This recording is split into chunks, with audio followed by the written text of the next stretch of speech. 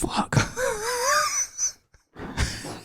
What the fuck? How many? What's your save count up to now? I don't know. It's getting high. Yeah, it's a good amount. It's got to be 4 or 5. Yeah, it's a good amount.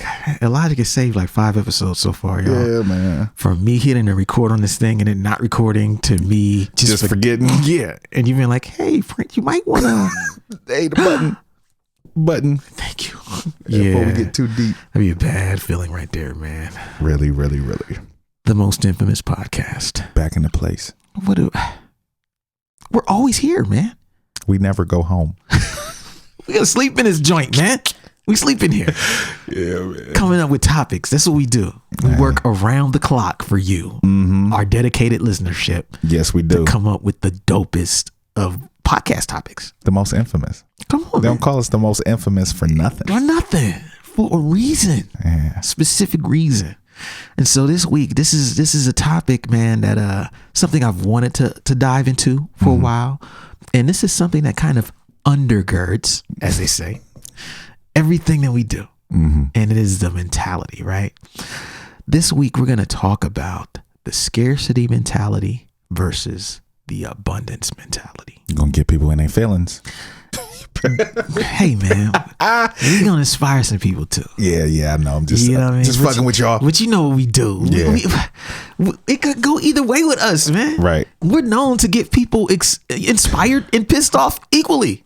Hey, you know. So, but at the end of the day, you're going to become a better version of you. Yep. You're going to be back. Yep. You're going to be like, that shit was fire. Right. So, the thing, some people have heard this term before, some people have not, but the abundance mentality versus the scarcity mentality, it kind of refers to how you view the world, your worldview, right? So someone with a scarcity mentality views the world as never having enough.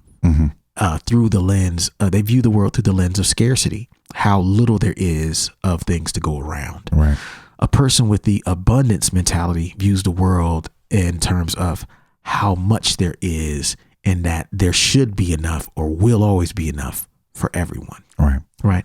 So why is this important? This is important because if you are creative or no matter what you do in life, how you view the world, the lens through which you view the world has an impact on every decision you make. Hell yeah. Those who view the world with a scarcity mentality make decisions based upon a certain criteria and their certain belief system.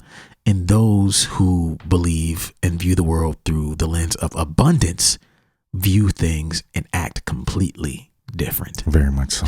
This is an important conversation that you have to have with yourself above all, because as I have discovered in life, and I'm sure many other people have discovered in life, there are things we were taught that as kids, as young adults, that planted a scarcity mentality in us. And we didn't know until we got older that it was having a destructive impact on our lives. Yeah, I mean, it's almost a cultural thing. Yeah. I mean, for African American, as an African American, poverty. Yeah, poverty, period. You know what I mean? Like, there's a culture around everything, right? Right. And so we want to talk about that here, that like, this might be, a podcast that is going to be polarizing because some people won't get it. Some people will. Right. Those of you who do get it, I hope that this message resonates with you and that you do some reflection and you find the things in yourself that you can change the lens, if you will, and that it kind of helps you kind of move forward into a more productive, abundant life. Word. And, we're going to take a break and we'll be right back. Yeah. We got you stuck off the realness, the most infamous, you heard of us. Official podcast murderers, the show comes equipped with viewpoints to share. Grown man ideas for all those who care and want to grow, so go ahead and download. Every single week with a brand new episode. You're not alone in this world, cousin, so we share information and honest discussion and keep repping a culture like we supposed to. They spread gossip, but they never come close to. I can hear it inside their tone. They talk about the industry but never left their home. You get laced up with bullet points and such, plus empowering topics that they never would touch. You can put your whole network against the team, but Super Duty Tough Work's the MVP. Most valuable podcast on MP3. Priceless info, but all of it's free. So take these words home and think them through. Super Duty Tough Work is coming at you. You are now listening to Super Duty Tough Work with your host, Blueprint. Raw and uncut, adult conversations. No shucking, no jiving, and no bullshit.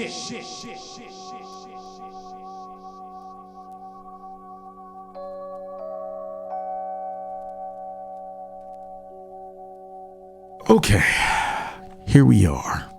Yeah, scarcity Yes. versus abundance. Something I know all too well. Okay, so now we're going to talk about 6 things that define each mentality.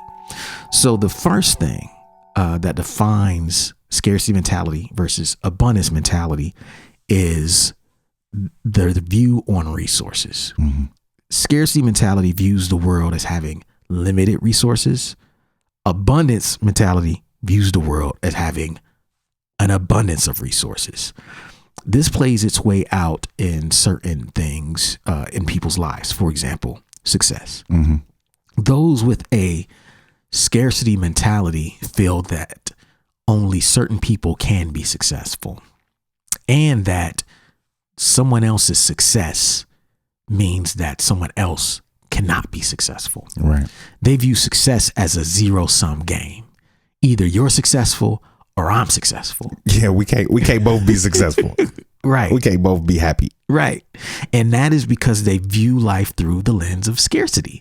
They will never in a million years believe that there's enough space for you to have success and for me to have success doing the same thing, but having similar results, and that my success does not come at your expense and that your success doesn't come at my expense, and that we're allowed to coexist in the same place and both be successful. Yeah, this is one of the reasons why scenes don't work out in cities, because everybody thinks that there's this limited number of fans, this limited number of clubs that'll let you play. Yes. And if you play, then I probably won't get the opportunity to play. Right. If these people are your fans, then they may not like my music. So I got to try to make sure that you don't get to shine so I can shine. Yes. Instead of working together to build something where everybody can shine. Or build your own. Yeah, or right? build your own thing. Right. Like, yeah.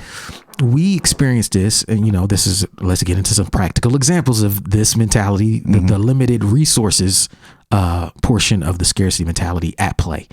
We had cats who literally, when we were at our peak 0405 locally, I would be told about cats saying things about us like, man, I wish they would just get out of the way so we could be successful, so we can win.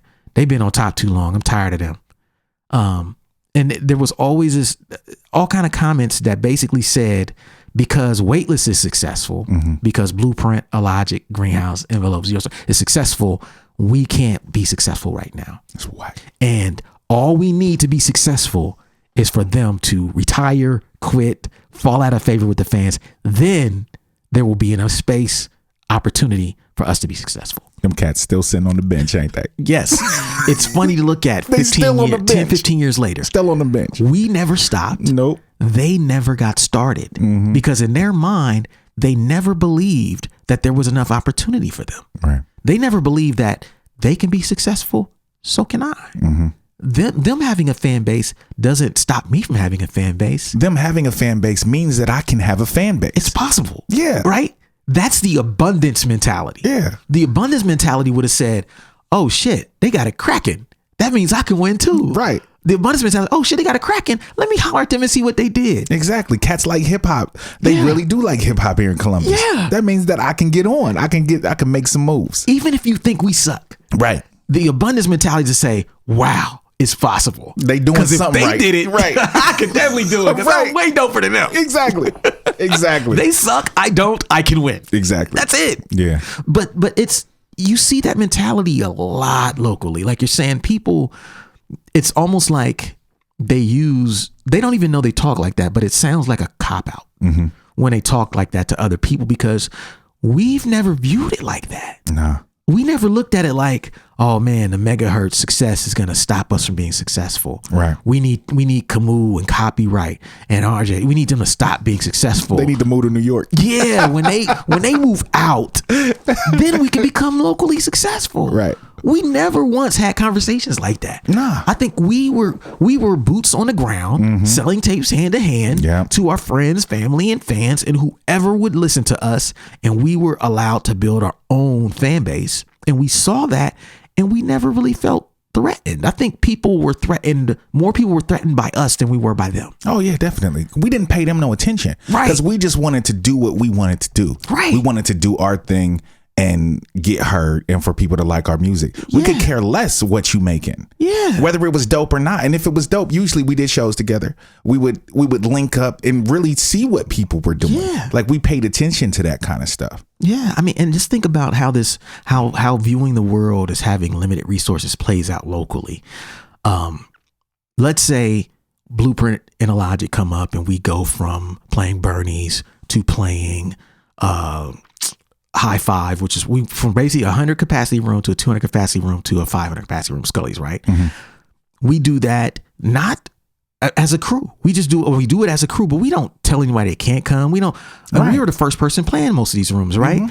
Someone with a scarcity mentality will think, if I can't play that room with them, then that means that my career is invalidated, Right. or people are hating, or they're stopping me from doing what they're doing. But the truth of the matter is that the rooms we were playing were right for us. Right. They were based on what we were seeing as being the best thing for our career, not what's best for everyone else. Right. Maybe someone else. There were other people who viewed it as like, yo, why are y'all taking hip hop down there? Right. Remember, we moved hip hop down the street as they spoke. When we took it from the We weekly sure at did. Bernie's, we took it into real venues, and there were people who were mad. And I think it's because they only saw hip hop through the lens of this one weekly event, that if you didn't go there every week, then you weren't cool. But we were thinking bigger. Yeah. We're like, we have fans who don't even come to this night, Right. who don't even know shit about Bernie's. They can work every Sunday. Right. And if they did, they're not attached to, like, they want to see us in a nice room with a nice sound system. Yeah. And a show that happens early and is done by midnight. Right. So why don't we just do shows like that? And so we were thinking, not to spite them or to say that the weekly event wasn't good enough for us, but to say, hey, we're thinking about a group of people coming to see us who we may not even know, who we may not even talk to, but we believe in our hearts is there. Yeah. Right? They couldn't see that because they had the lens of limited resources on everything. Yeah, and mentioning the some of the rooms we were the first ones to play in. If we thought scarcity in a scarcity mentality, then we would have been like, oh, it's not enough venues that allow hip hop to play. Right. So we're limited in what we could do. We just continued to build and do what we needed to do, and we got invited to play in these places. And we've had probably a year to 2 year period where we went and played any venue that would have us. Anywhere. Remember we played that little punk rock spot where the sound system went out, we were doing acapellas. Yep. We played that one art space that's now on King Dragonfly, where you proposed your wife at. Yeah. Those are places we only played once. Yeah. Because they either liked us or they hated hip hop. Right. But they took a chance on us. Yeah, and we were just like, okay, we'll just try something else. While everyone else in the city was saying Columbus doesn't support hip hop. Yeah. This scene is not big enough to support local hip hop. We were going out being supported. Yeah. Oh, that room doesn't like us? There's someone who will. Yeah. And we would just pitch it to someone else and they would say, yeah, come on in, let's try it. Yeah. But you can't do that if you have a scarcity mentality. Right. And you believe that there's not enough. You know, and the thing that saved us was just, in some instances we were just naive. In some instances we just were like, why are y'all tripping over that? Right. Like I said before, we didn't pay them no attention. We were too busy trying to be successful. Yes. We wasn't paying nobody no attention. When other people got pats on the back, cool. But this is what we doing. Yeah. We on this path and this is where we going, and we gonna get ours if we keep putting the work in. And we did. Yeah. So that's the number one thing. Number one thing is, the land, you view limited resources versus abundant resources. That's number one. Okay. The number two thing that defines or a scarcity mentality versus an abundance mentality is savings versus investment. See, when some people, those who have been raised a lot of times subconsciously which I was raised like this, you view money or resources like this. You either hold on to it or you save it. Mm-hmm. You know what I'm saying? I'm sorry, you save it or you spend it. Yeah. Those are your two things. You save or you spend. But no one tells you about the third option, which is investing. Right. Very different. Right. Because, oh, I got money, I'm going to spend it. Okay, cool. Oh, I got money, I'm going to save it and hold tight. Mm-hmm. Okay. But then I got money, I'm going to take this money or resources or time or skill, I'm going to invest it in something else with the belief, faith, that that thing is going to pay me back more than what I put in at a later date. Yeah, I'm going to get a return on my investment. Return on my investment. A lot of people don't have the patience for investing. And then some people are downright scared of investing because they've been taught that when you get something, hold on tight. Yeah, or get rid of it or live it up. Yeah, live it up or hold on, because the worst thing you want to do is have this money and then not have done anything with it. Right. Or to just sit on this money. You don't want that. You don't want to lose the money. Right. God forbid you sit there and something happens and you lose the money. But no one tells you about the worldview that believes that money should be invested. Yes.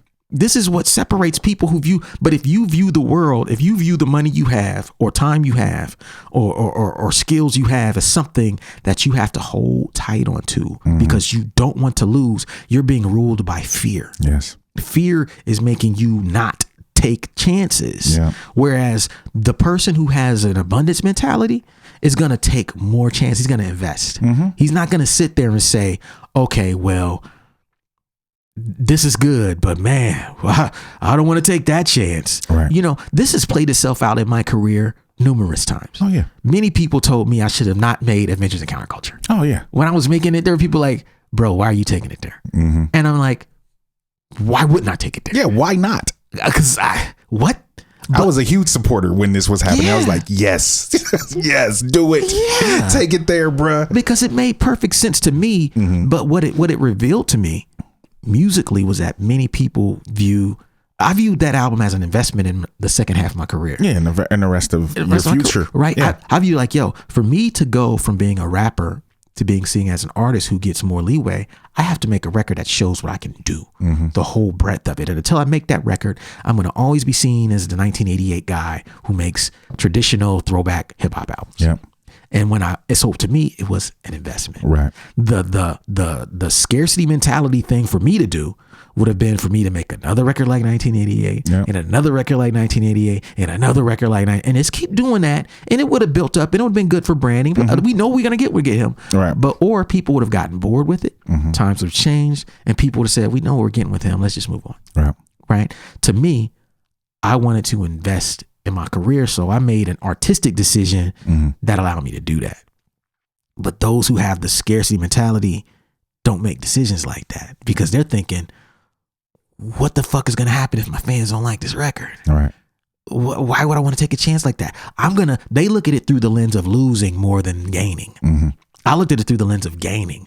I never thought, what am I going to lose making this record? All right. I thought, what am I going to gain making this record? And the thing is, you're not always going to win. Yeah. You know what I'm saying? You can't be scared to take a risk and make an investment. And you may not come out on top, but you can't go into it thinking that you're going to lose automatically. Right. You got to go into it with the confidence in what you're building and what you're doing that I'm going to win. And if I don't, it's a lesson learned. You know what I'm saying? But you can't go in thinking that you're going to lose. Yes. You got to go in thinking that you got to have a winner's mentality. Yeah. But it's hard for people to do that. They don't even know, like, what is the source of all of this negative inner dialogue that people have? Because oftentimes we can talk about haters as much as we want, but the biggest hater people have is their mind. Oh, hell yeah. Their inner dialogue does way more damage to them than any outside person ever could. And you have to think, what is the source of that? It's fear. All right. People are afraid. It's like you have nothing. You're scared. It's like poor people are afraid of being homeless. Middle class people are afraid of being poor. Yep. Rich people are afraid of being middle class. Yep. You know what I mean? Yep. Everybody is fucking afraid of dropping that tier and being put somewhere where they're uncomfortable. where meanwhile, the people who are rich don't give a shit. They keep investing. They keep putting their money into things that make them more money. Why?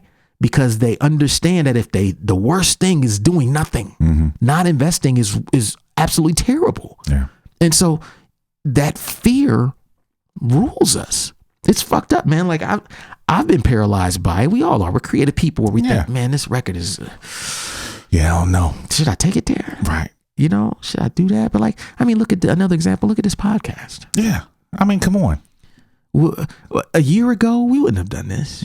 I thought that, we should expand it in some kind of way. But like, this is the visual representation of the abundance mentality. Right. A motherfucker just says, look, I haven't made a dime off this podcast yet, but I'm going to still improve and invest in it so that it's the best product possible. Right. So that when we do have a chance to do something like that, we will have created a listenership, a viewership that is loyal enough to support us when we make that call.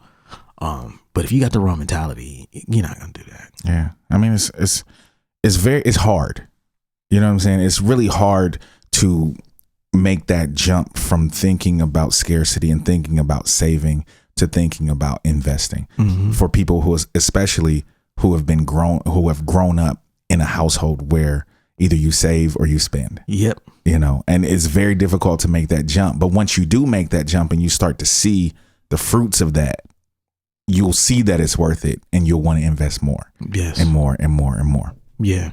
Yeah. I mean, me and Carnage were having a conversation off air about just like music videos, and we talked about it that night, and they were talking about like sometimes how do you justify spending the money on a music video when there's no immediate return on investment, right? Like there's no cash return. Drop $300 to $500, sometimes more, depending on I've paid $1,000. I paid $1,200, $1,500 for music videos, and at the time you think, man, I'm dropping this dope.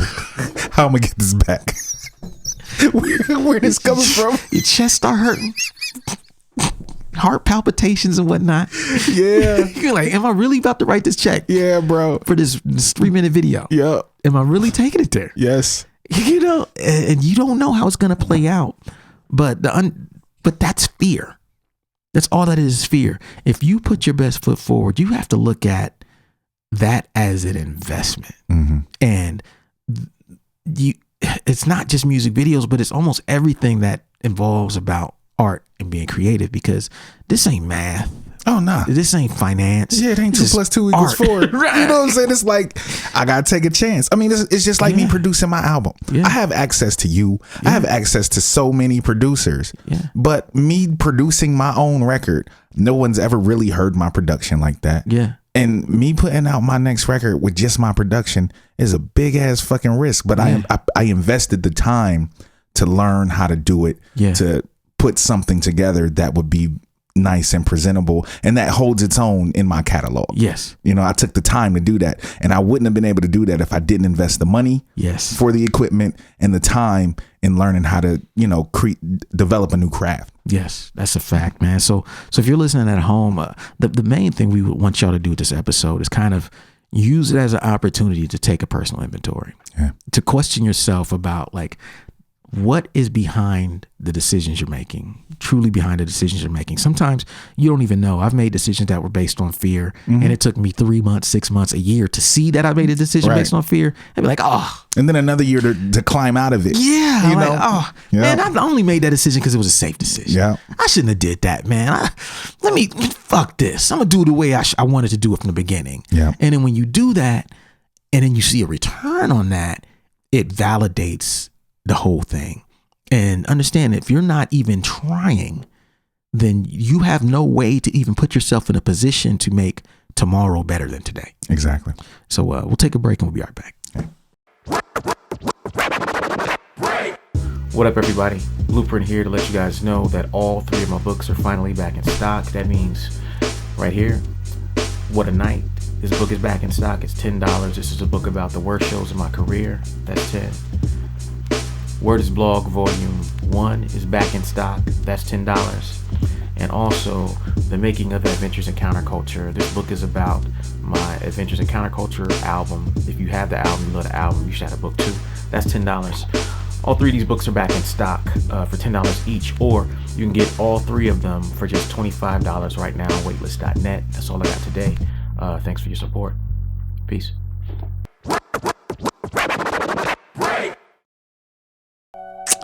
Yes. Yeah, boy. Those guys. It's us. We the most metaphysical podcast too. Metaphysical.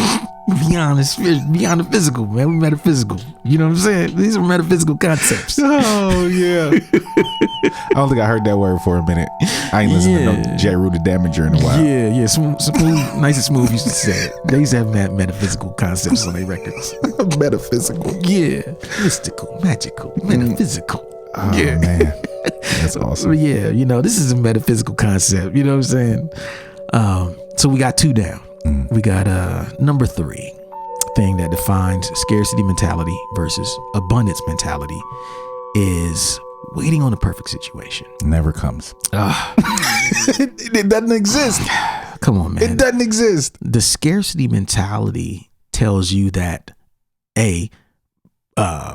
opportunities are limited, and that to get one opportunity means you're going to lose another opportunity. Right. If I put this record out now, they'll never give me an opportunity to do that thing over there. Right. Right. Scarcity mentality for us would have been something like holding onto our records in hopes of getting signed by rhyme sayers. Right. You know what I mean? As opposed to, hey, we got a record. Let's put out the record Hell yeah. and make a name and send it to people and play shows and build our own fan base.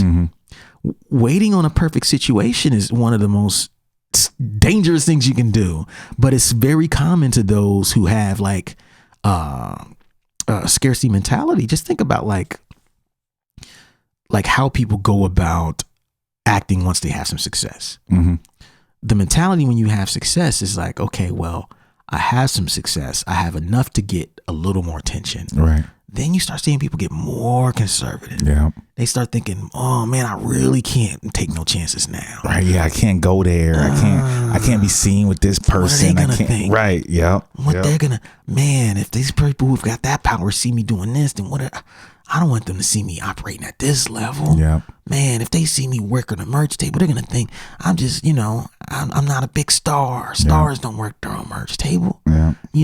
I'm just gonna wait. I got good music. I'm gonna wait. I used to do the waiting thing a lot with loops. Man, I got so many loops from 90, my first crate. I'm just gonna wait. I don't got the right drums yet. Bruh, I had these since college. A crate of loops I had since college. I have not used a single one of them. Damn. I had it was my first crate. And pass those over. I look at those records sometimes like, man, what was you thinking? Why did you sit on these loops? But when we first started recording, this is what I would tell myself. Like, man, this loop is too dope for us to use, man. I'm going to wait until we get a bigger situation. Then I'm going to make a beat out of this. I'm going to hold this one. I'm going to keep this in the stash. Yeah. Bro, I saved so many loops from that era only to find out that music changes. Yeah, sure it does. Culture changes. The criteria for what makes something dope right then and there changes every day. It does. So the ideas and loops and the concepts that you thought you were going to sit on and were going to still be valid, a year, 2 years, or once you get the deal. Right. These are the loops when we get signed. I would tell myself that when I first started making, when we get signed, I'm going to break out these loops. So I always got some super crazy shit in the stash. Right. Never happened, bro. I should have made beats out of those records right then and there. Yeah. And we would have actually been closer to our goal faster. Yeah, exactly. If that's what we wanted. But I had the scarcity mentality back then. Granted, I had a lot of dope beats. Yeah. But I was sitting on some shit that I should have used. Yeah. And I blame it on having the wrong mentality. Yeah. Like this goes into the saving versus investment as well. Yes. Because cats will hold on to shit and say, like, when the right time comes, then I'll invest in my career. I can't invest in my career because I'm waiting on to get signed. Yeah. I'm waiting on this cat to, recognize me so I can get in this position. I'm not going to start from the bottom. I want to start in the middle. Yeah. You know what I'm saying? Like this mentality, it goes into the investment too. People scared to invest because they waiting on the right the right time to invest or the right person to invest instead of investing themselves. Yeah. And like you said, there is no perfect situation. No, it never comes. Never. Like, even getting signed ain't the perfect situation. I try to tell people that every day. You know, people be emailing me all the time. Print, how I get on Rhyme Series, bro? How'd you get on Rhyme Series, bro? How do I get signed to them? How can I get my record heard by them? And sometimes I'm like, man, you don't even know. You ain't even put out your own record yet. Right. You don't even know what you're asking for. Like, what if you haven't put out your own record and went through that process of handling every aspect of that? To me, you have not earned the right to get a record deal from anybody else. Hell no. You haven't earned that, because all you're gonna do is be confused and helpless and probably taken advantage of in these situations. People say, how do artists get taken advantage of so much? Because most of them don't know how the business works because they've never tried it. Yeah. They don't understand how much it costs to press a CD. Right. They feel like because they record didn't break even, they're getting screwed. Well, this is what it costs when you don't make money. Yeah, that shit is not cheap. Yeah, when you weren't selling records. Yeah. You know, and since you were too cool to do any of the legwork when you got signed because you didn't think it was important, your record just sat there. Yeah. And then it came back and it got returned and then your label got charged back. This is all because you didn't want to learn the shit because you were waiting on something perfect. Yeah. No, get out there, learn the business, use yourself as a guinea pig. And stop waiting on a perfect situation because it doesn't. I can say this as a motherfucker who's been in every role. Yeah. I've ran the label. I've put out other people's albums. Yeah. Put out my own albums on my own label. Been on other labels. Yeah. I've been in all these situations and nothing is perfect. Never. Nothing's perfect. What you want as an artist, 100%, no label will ever be able to do all of that. Right. Never. I mean, that's part of the thing. Nobody is going to put you in a position that you won't put yourself in. Right. They're going to put you they're going to put you in whatever position they think you need to be in. Yes. They're not going to put you in a position you think you should be in. So it's best that you try your best to put yourself in that position because you understand more about what you want than somebody else understanding what you want. Totally. So that's number 3. Yeah. Waiting on a perfect situation. Okay, number 4. Whew, this is a real one. It's heavy. Man. Scarcity mentality versus abundance mentality. Number 4 thing is fear, focusing on fear and focusing on trust. Fear versus trust. Now, this is something that plays itself out when you talk about relationships in the industry. Oh, yeah. Many people, many artists would be afraid to do what we do because they don't want to help other people. Right. They're afraid that someone else is going to become more successful. They're afraid to give away jewels and help and all of that shit. But truthfully, it's like, bro, this is how you liberate yourself. This is how you learn. But the reason they don't want to help is because they're fearful. But we help every week. All the time. And what we find is that people want to help us more now than ever. Right. But this is what happens when you let fear rule your decision making. Only someone who is afraid that there isn't enough, i.e. a scarcity mentality, would be afraid to help those who are in need, especially if it is of no inconvenience to you. Right. But this is how the industry works. Yeah. And this is how a lot of industry works. Yeah. Not just music. No. Just work in general, industries in general. Period. Right. It's fucked up, but it is what it is. Right. Yeah. You have to get things to a point to where you operate based on trust.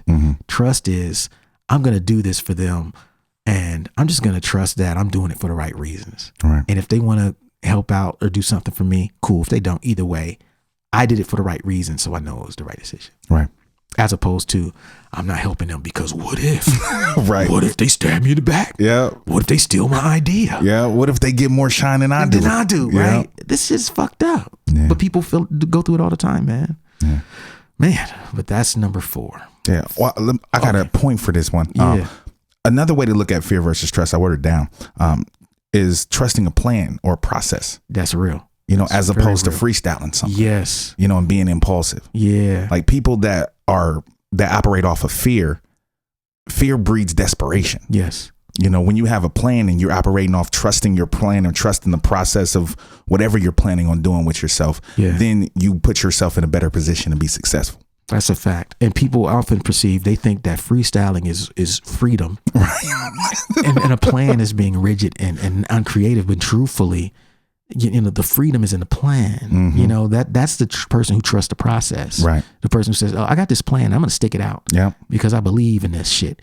Freestyle is like, well, I just freestyled it, so if I fail, don't matter. I didn't really try. Yeah, exactly. I didn't put too much into it. Yeah, it's okay if I fail. I just make another record. Yeah, I'll just do it again. Yeah, I don't care. Straight up, fools is gonna hate anyway. So, all right. So that's number 4. Yeah. Okay, we'll take a break and we'll be right back. What's up, everybody? The deal we're running today on Weightless.net is the 2-Headed Monster CD plus 2-Headed Monster t-shirt for just $20 total. That's the t-shirt and the CD for $20 total. The t-shirt we have in every size. That's small, medium, large, extra large, and 2XL. Every single size, men's sizes. We ship internationally. So you can get the CD and the t-shirt, or I should say CD and the t-shirt for just $20 on Weightless.net. Go there right now and support the movement. Thank you.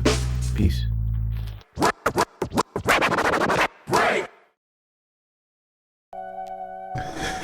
Yeah. We're back. We back. Real break.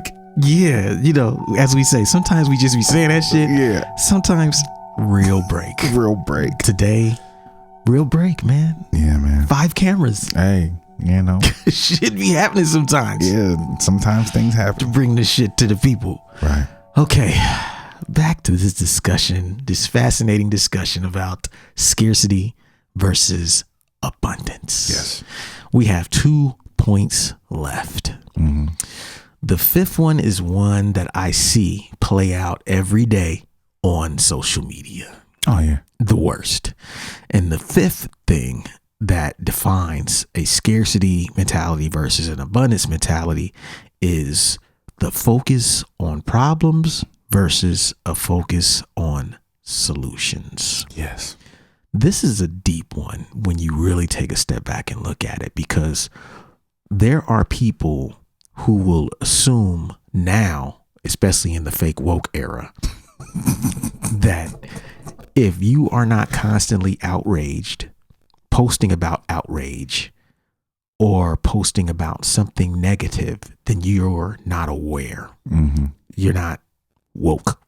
Quote unquote. Quotation fingers. I gotta put them in those. Right. You know what I mean? I hope y'all pick up the sarcasm at home, you know. But the truth of the matter is that the reason many people, including myself, mm-hmm.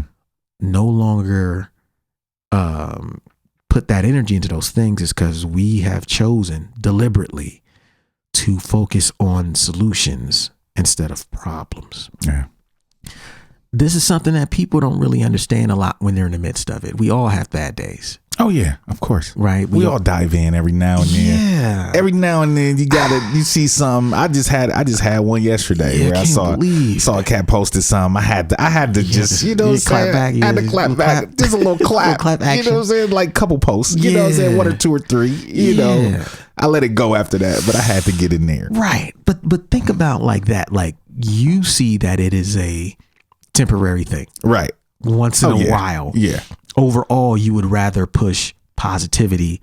But it goes further than, you know, you have the positivity versus negativity. Mm-hmm.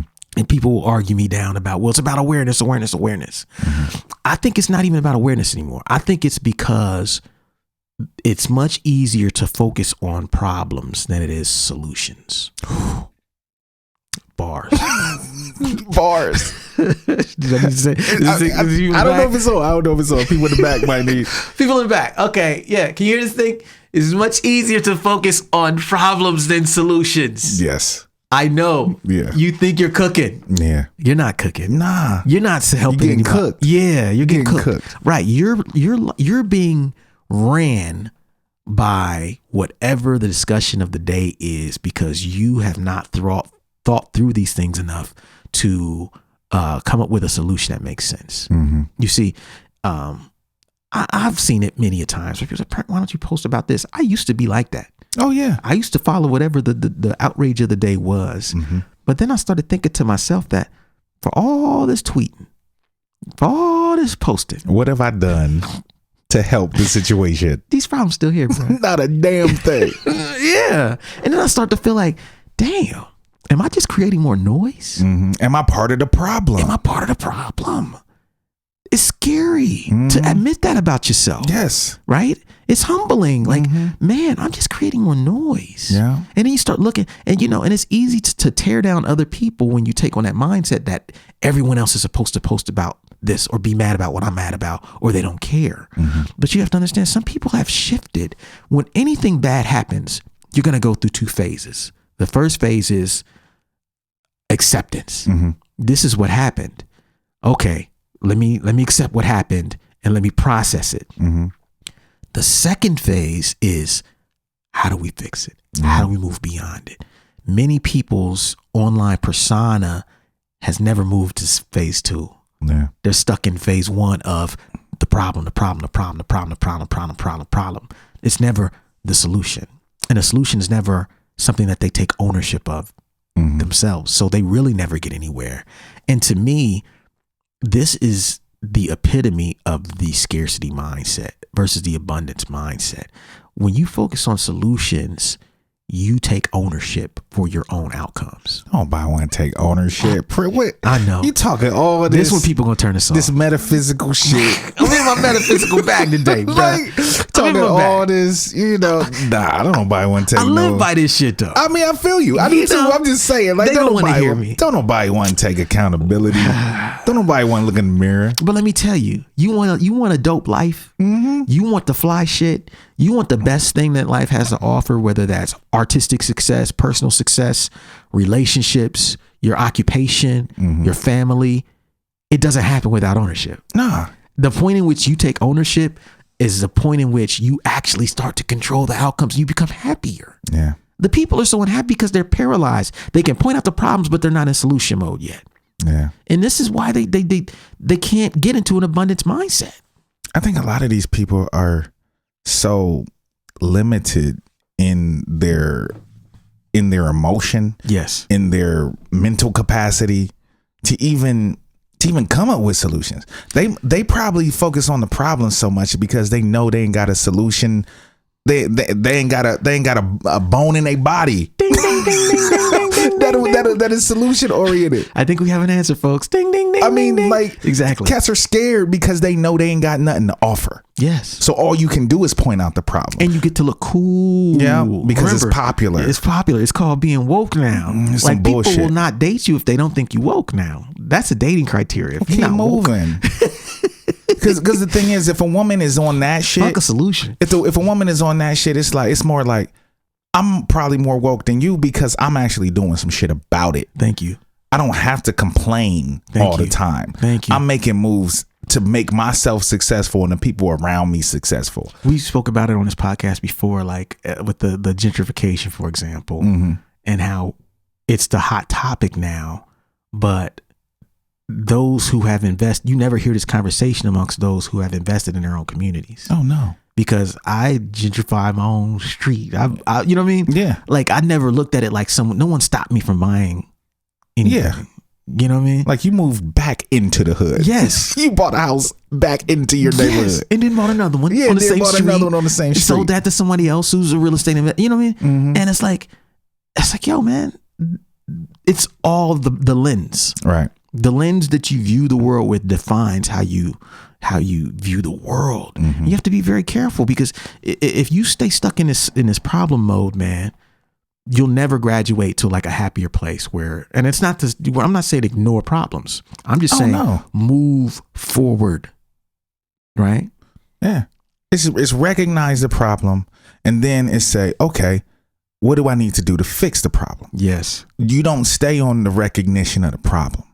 When people stay on the recognition of the problem, they can't move forward in anything. I mean, this puts people in positions in their lives where they can't move forward in anything. Yes. Because they're too focused on what's wrong with something else. Right. They're too focused on, well, this ain't right about this and this ain't right about that. So I'm going to keep complaining instead of finding a way to fix whatever's wrong or doing my part. Because some of these problems are so grandiose that you as a single person in this vast world can't fucking fix it. Come on, man. But you can make moves to do things about fixing it your own way. Thank you. In your own community, in your own house. Starting your own fucking house. Thank you. For God's sake. That's it. Man, I read a book some years ago, and I can't remember if I talked about it on this podcast before. I read this maybe 8 to 10 years ago. And it was a little ebook on Amazon. It's probably out there. It was called Problems Are Opportunities. And it was maybe 20, 30 pages long. Game-changing book. It was all about how some people view problems as simply problems and other people view problems as opportunities. Yeah. So I'll give you an example. A problem is, man, I wonder, every time I look at my inbox on my artist inbox, there's a younger artist asking me for advice. I don't have time to help them. It's too much. I don't want those problems. I used to run a label. I don't want to get into that. It will take too much time. Yeah.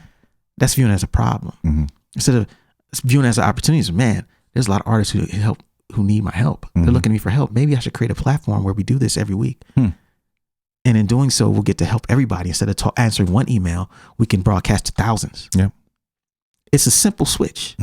That's it. But if you don't even understand that you're locked into problem mode and you're not seeing the whole thing, you'll never see it properly. Yeah. So now when I have problems, I try to take a step back. Whoa, let me look at this through that lens. Is there an opportunity in this problem?